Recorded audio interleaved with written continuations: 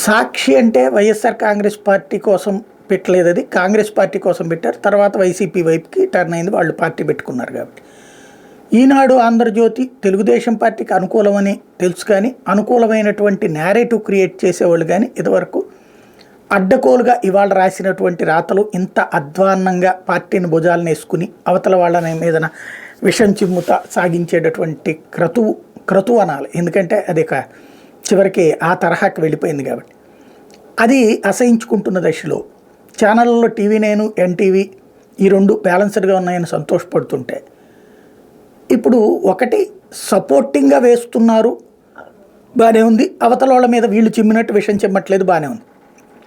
కానీ ఎన్నికలప్పుడు ప్రజాగళం కావాల్సినటువంటి ఛానళ్ళు, ప్రజాగళం అంటే అది కూడా పాజిటివ్ వార్తల సమాహారం అయితే ఇంకేం సాధించినట్టు. ఒకప్పుడు ప్రజాగళం అనేటువంటి ప్రోగ్రాం టీవీ9కి వన్ ఆఫ్ ద ఎసెట్, ప్రేమక్క చేసేటువంటిది.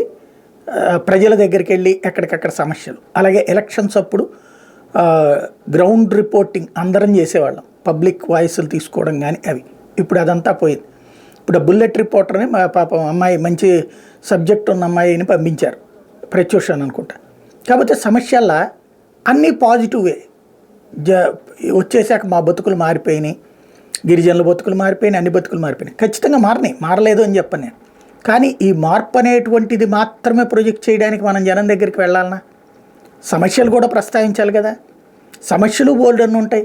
ఇదివరకటి రోజుల్లో ఎండాకాలం వచ్చిందంటే మంచినీటి సమస్య ఎట్లుంటుంది, కరెంటు సమస్యలు ఎట్లా ఉంటాయి, లేకపోతే రాబోయేటువంటి రోజుల్లో ఎట్లాంటి సమస్యలు పరిష్కరించాలి, ఇదొక యజ్ఞంలాగా చేసేవాడు. ప్రభుత్వాల మీద ఒక తరహా ఒత్తిడి అయ్యేది. సరే, ఇప్పుడు ఎలక్షన్స్ కాబట్టి వాటిని పెద్దగా పట్టించుకోరు అనుకుందాం. కానీ ఈ పాజిటివ్ వార్తలు వేస్తుండటం వల్ల, అంటే అక్కడ అంత అద్భుతంగా జరిగిపోయిందని ప్రొజెక్ట్ చేయడం వల్ల ఈనాడు జ్యోతి ఎట్లాంటిదో, సాక్షి ఎట్లాంటిదో అదే తరహాకి టీవీ9 అన్నటువంటి ముద్ర అయితే పడిపోవడం కాదు, ఫీలింగ్ స్టార్ట్ అయింది. అది మంచిదా చెడ్డదా అనేది ఆలోచించుకోవాల్సి ఉంది.